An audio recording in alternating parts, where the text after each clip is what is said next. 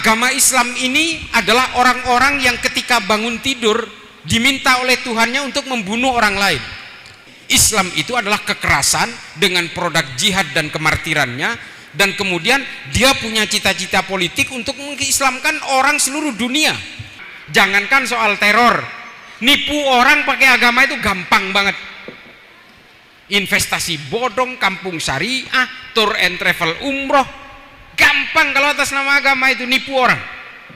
Belum lagi yang ngaku keturunan Nabi hanya untuk jualan surga, bela-belain ngarang kesaktian, klaim ini, klaim itu, semua atas nama agama. Maka kemudian banyak manusia bejat yang menggunakan agama supaya banyak orang yang mudah tertipu.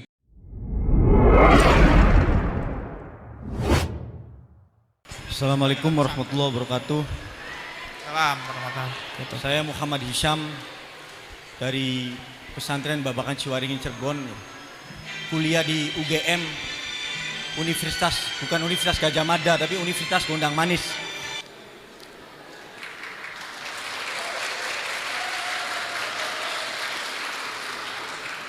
Saya tertarik mengikuti Halakoh Hari Santri ini, ya.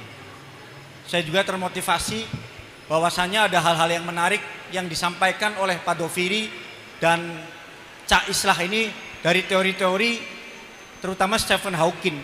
Saya pernah mengikuti pelatihan, ya. Artinya apakah ada Tuhan kedua setelah Allah? Nah, di Belanda itu, ya, ada gereja yang pemeluknya itu kurang lebih 4.500 yang tiba-tiba pindah agama dan tidak percaya terhadap agama Kristennya.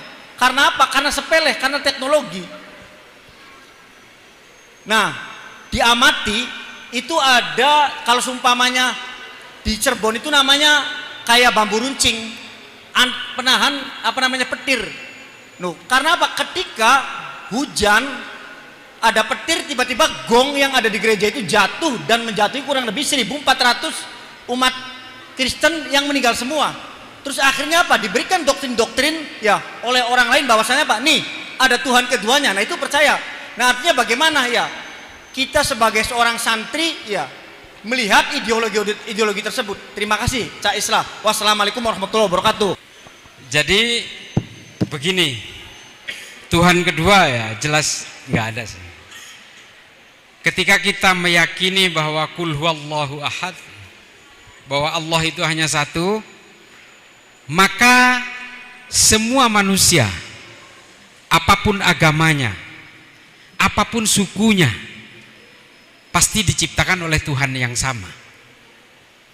Jadi yang menciptakan saya dan orang Kristen itu Tuhannya sama. Karena kita meyakini Allah itu hanya satu. Nah, kalau mereka ini punya keyakinan yang sama dalam soal tauhid seperti kita yang Islam ini, mungkin dia nggak perlu pindah agama ini, yang di Belanda ini. Karena kita semua ini diciptakan oleh Tuhan yang sama. Karena Tuhannya hanya satu, maka yang menciptakan saya dan orang Papua, meskipun sukunya berbeda, agamanya berbeda, yaitu Tuhannya sama yang menciptakan. Persoalannya kemudian, loh, mengapa agama manusia berbeda-beda? Kalau memang Tuhannya sama, kenapa Tuhan tidak membuat satu agama saja? Supaya tidak ada perang antar agama, supaya tidak ada kebencian antar agama, dan sebagainya dan sebagainya. Masalahnya yang kemudian menjadi hari ini yang menjadi beban bagi kita nih semua, agama ini turunnya dalam periode yang berbeda-beda.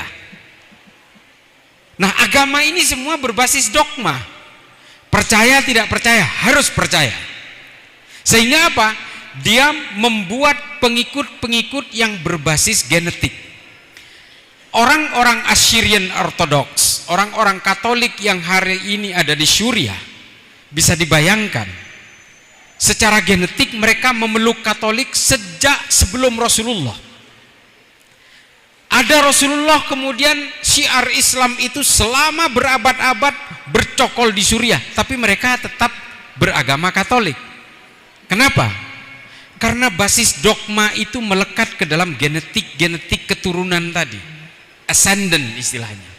Nah, ini yang kemudian menjadi persoalan-persoalan hingga kita hari ini, meskipun yang menciptakan manusia itu Tuhannya sama, agama kemudian menjadi berbeda-beda. Apakah ketika Islam itu muncul secara entitas di Madinah, orang Kristen langsung berpindah agama? Ya enggak. Mereka tetap memeluk agama. Apakah ketika agama Kristen dibawa oleh Isa Al-Masih atau Yesus di Yerusalem, kemudian orang-orang pemeluk Yudaism langsung memeluk Kristen? Ya enggak juga. Secara genetik mereka terikat oleh dogma-dogma itu. Sehingga hari ini ada pemeluk Kristen, ada pemeluk Hindu, Buddha dan seterusnya. Karena apa? Karena tergantung garis keturunan tadi. Maka kata Habib Ali Al-Jufri, sekali lagi, al-insaniyah qabla tadayyun itu, takdir keimanan orang tergantung dari kelahirannya di mana.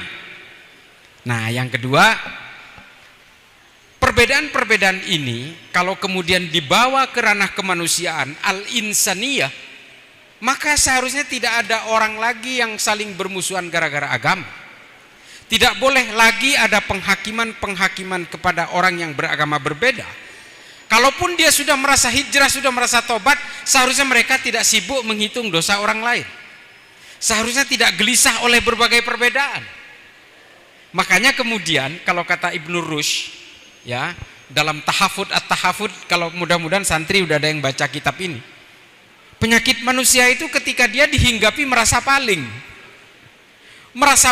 berilmu, merasa paling bertakwa, merasa paling beriman, merasa paling kaya. Ini penyakit manusia semua. Nah, merasa paling inilah kemudian yang menimbulkan kebencian-kebencian. Nah, garis besar dari semua itu, Allah tetap satu. Tapi kemudian takdir-takdir kelahiran manusia itulah yang membuat perbedaan-perbedaan itu. Nah, persoalannya, apakah Allah membuat perbedaan ini supaya kalian saling bertikai? Ya enggak. Allah dengan sengaja membuat manusia itu bersuku-suku dan berbangsa-bangsa, termasuk beragama berbeda-beda, supaya apa? Supaya lita'arofu, saling mengenal untuk saling berinteraksi. Kalau wajah kita semua sama, gimana cara mengidentifikasinya? Ya kan? Ada yang gemuk, ada yang kurus. Identifikasi manusia itu lahir dari perbedaan-perbedaan itu untuk kemudian kita saling lita'aruf, saling berinteraksi. Nah, itu kalau kita ya dari sisi perspektif Islam. Makanya karena Allah itu satu, maka seharusnya kita tidak boleh gelisah oleh perbedaan. Allah hanya ingin menunjukkan betapa kayanya Dia dengan membuat perbedaan ini. Kalau Allah itu hanya membuat manusia itu sama, satu rupa, satu wajah, satu agama, terus kayanya di mana berarti? Berarti Allah itu yang nggak kaya lah. Hanya membuat satu model manusia selesai. Coba kita bisa, mungkin ya, wajah bisa mirip, suku bisa sama, agama bisa sama. Allah menunjukkan kekayaan dan kekuasaannya hanya lewat sidik jari. Miliaran manusia sidik jarinya nggak ada yang sama. Ini kekuasaan Allah yang luar biasa. Coba. Ini kalau diserahkan kepada ahli IT yang hebat sekalipun, membuat algoritma perbedaan di antara 8 miliar, 10 miliar manusia yang sudah mati, manusia yang akan hidup, dan manusia yang sedang hidup, sidik jarinya nggak ada yang sama. Ini Allah nih, kekuasaannya ada di sini. Sederhana. Jadi gitu ya. Kalau soal ekstremisme di kalangan santri, ya intinya gini. Islam itu tidak didesain oleh Allah untuk disebarkan oleh Nabi Muhammad untuk mengglorifikasi kebencian. Gak ada. Terorisme gak ada agamanya. Orang Kristen bisa jadi teroris, orang Islam bisa jadi teroris, orang Hindu bisa jadi teroris, orang Buddha bisa jadi teroris, karena tidak ada agama yang meminta pemeluknya menjadi teroris. Tapi kenapa mereka menggunakan atas nama agama? Supaya apa? Supaya kejahatannya terlihat terhormat. Kalau atas nama agama, kejahatan apapun akan terlihat terhormat. Jangankan soal teror, nipu orang pakai agama itu gampang banget. investasi bodong, kampung syariah, tour and travel umroh. Gampang kalau atas nama agama itu nipu orang. Belum lagi yang ngaku keturunan Nabi hanya untuk jualan surga, bela-belain ngarang kesaktian, klaim ini, klaim itu. Semua atas nama agama. Maka kemudian banyak manusia bejat yang menggunakan agama supaya banyak orang yang mudah tertipu. Di Filipina, termasuk di beberapa negara seperti di Amerika, di Jerman itu, ya mereka mengaku beragama Protestan, Baader-Meinhof namanya. Di Amerika itu, tentara Kristus digerakkan oleh gerakan Kristen Evangelis. Terorisnya mereka. Beragama Katolik, di Spanyol banyak, gerakan Basque namanya, Basque Movement. Di Kolombia, FARC namanya, mengatasnamakan Katolik. Irlandia Utara mengatasnamakan Katolik, namanya Tentara Pembebasan Irlandia Utara. Jadi memang agama ini memiliki kerentanan yang sama ketika dia menjadi kendaraan politik dan kemudian menggulirkan kekerasan-kekerasan atas nama tafsir-tafsir agama. Mereka membajak jubah-jubah kesalehan, pakai sorban segala macam, berteriak takbir. Wah, itu bergeriak takbir Allah Maha Besar, tapi dirinya tidak merasa kerdil, tidak merasa kecil. Gak boleh. Ketika kita berteriak takbir, maka kita merasa kecil sekecil-kecilnya. Ini enggak. Yang neriakin takbir sama yang berteriak takbir merasa sama-sama besarnya. Gak boleh. Nah, ini yang harus kita pahami adik-adik sekalian ya. Sebagai santri, Islam diwariskan oleh Rasulullah kepada kita itu untuk menyebarkan cinta, damai, kemanusiaan. Udah, itu aja. Akhlakul karimah, rahmatan lil alamin. 2 poin itu. Ya, terima kasih. Assalamualaikum warahmatullahi wabarakatuh. Waalaikumsalam. Perkenalkan, nama saya Junilman Nafi. Saya mewakili panitia ingin mempertanyakan dalam pendidikan pesantren, bagaimana metode pembelajaran yang diterapkan bisa menjembatani pemahaman antara teks-teks keagamaan klasik dengan realitas sosial politik kebinekaan di Indonesia. Apakah pesantren perlu beradaptasi kurikulum untuk merespon tantangan ini? Ya, sekian dari saya. Assalamualaikum warahmatullahi wabarakatuh. Kalau di dalam ilmu pengetahuan umum itu ada namanya teori konstruktivisme. Konstruktivisme itu apa? Kita diminta untuk aktif mencari sendiri, bukan hanya terpaku kepada kurikulum maupun silabus. Apalagi mohon maaf ya, dunia pendidikan di Indonesia hari ini sedang hancur-hancuran menurut saya. Itu banyak konten di TikTok segala macam yang ditanyakan kepanjangan MPR aja nggak tahu. Banyak itu di TikTok itu. Nah, ini menunjukkan satu kualitas bahwa bagaimana kemudian terlalu pasifnya kita sebagai santri. Saya kebetulan gini, saya menceritakan pengalaman saya ya.